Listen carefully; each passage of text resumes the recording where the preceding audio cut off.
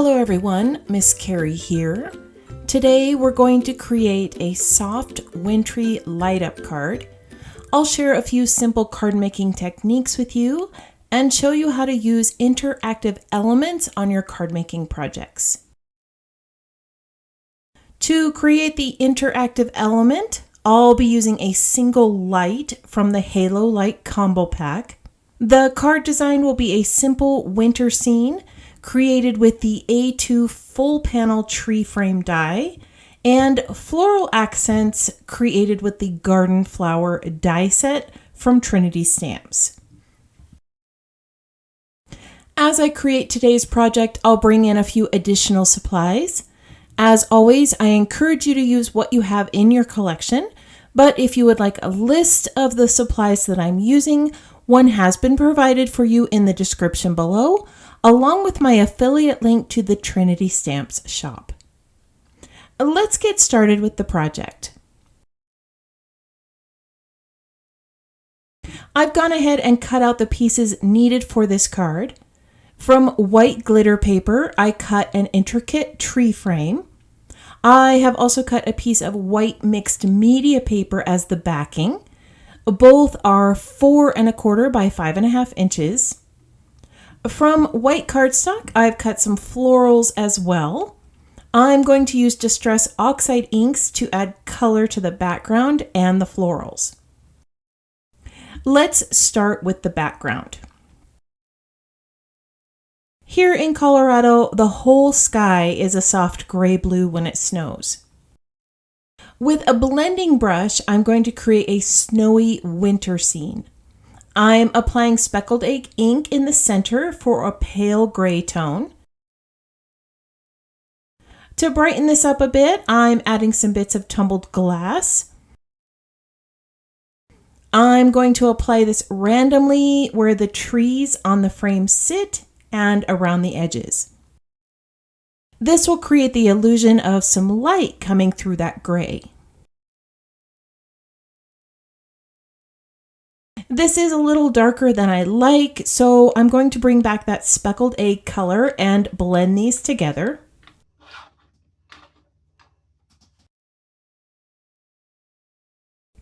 When the tree frame sits over the top, there is a very small window of this background that will show. It's almost like when a light beam sneaks in through a canopy of the treetops. The lighter blues are going to be what shows on the card, but I want a bit of dark to brighten up the light. I'm going to use chipped sapphire to create a vignette look.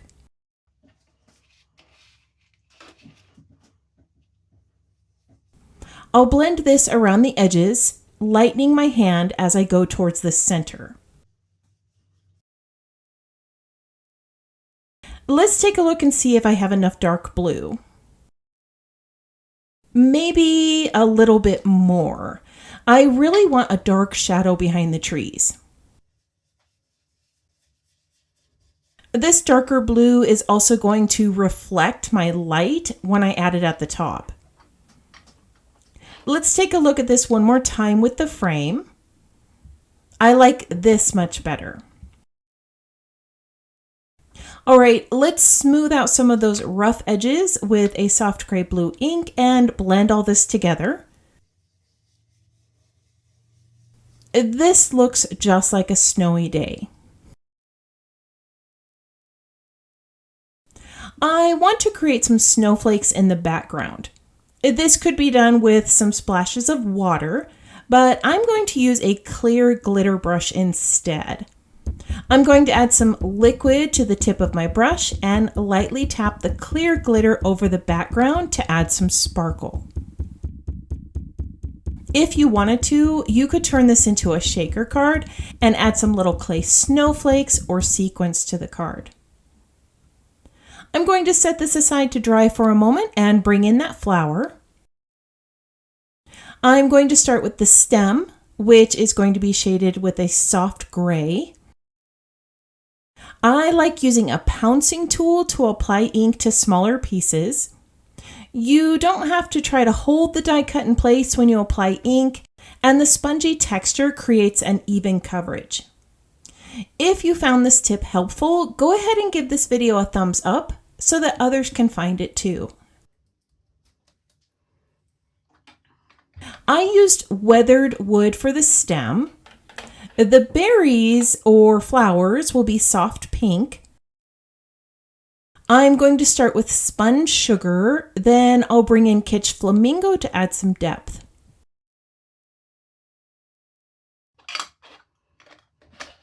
As I finish these up, I would love it if you took a moment to tap that subscribe button.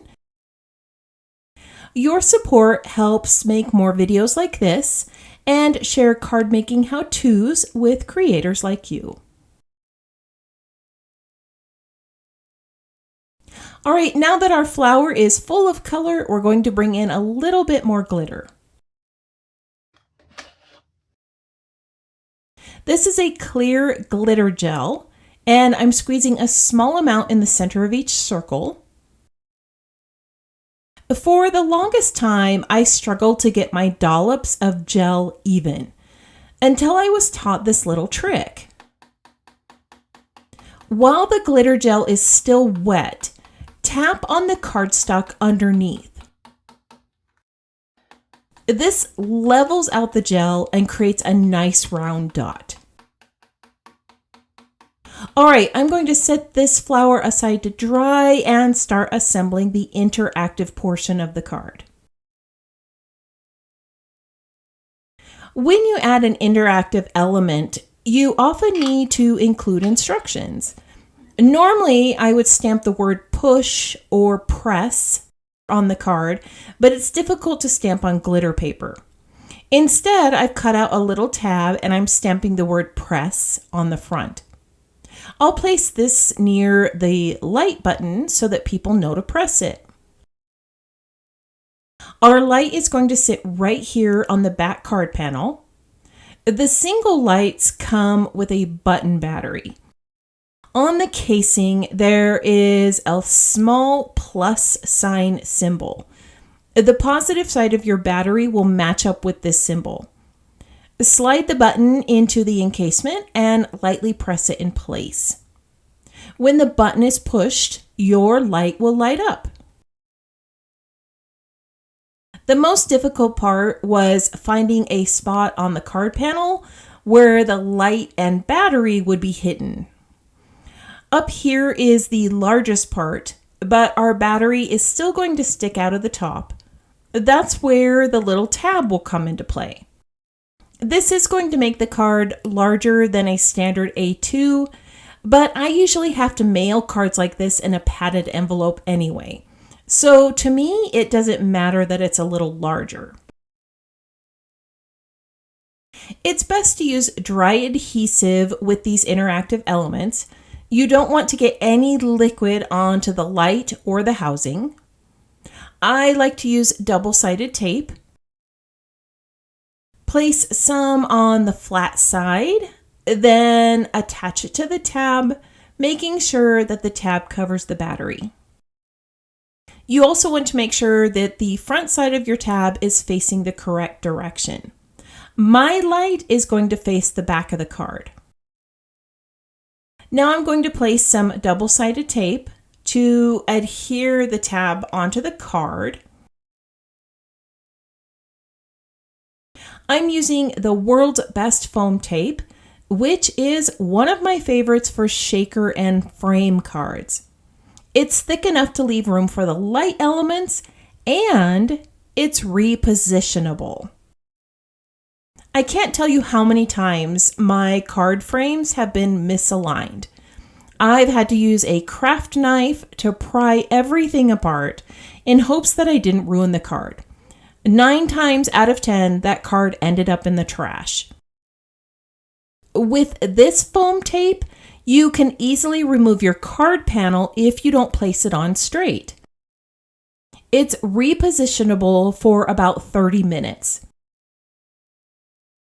After that, it's permanently adhered, so you don't have to worry about your card falling apart. All right, let's remove the backing and pop this down over our card background. and press everything in place. Let's press on the light. Isn't that fun? Last but not least is our little flower. I'm going to quickly adhere my flowers or berries in place. Not all of these are the same size, so I like to dry fit them before I adhere them. I chose a cooler color palette for the card, soft blue, pink, and grays. I'd love to know what color combo you would use for this project. Let me know in the comments below. At this point, my single circle shape disappeared, so I had to make a new one. I'll have to add some glitter gel to it after the flower's assembled. If you rewind the video, you'll be able to see the moment that it vanishes from my desk. Honestly, I have no idea where it ended up, so I did have to make another. I'm going to place my flower right here in the center of the card, and now we have a lovely winter scene. I'm going to finish this up off camera, and then I'll share the completed card with you. Off camera, I added a little twine to my tab with a frayed knot. I also added some snow on the flowers and the stem with a white glaze pen. When we press the light, a small amount comes through onto the flower. I love how it bounces off the glitter in the background. It reminds me of snowy days here in the spring. I enjoyed sharing this simple yet elegant interactive card with you today. If you enjoyed today's tutorial, please give it a thumbs up and don't forget to subscribe for more card making inspiration. I would love to see how this project inspired your creations.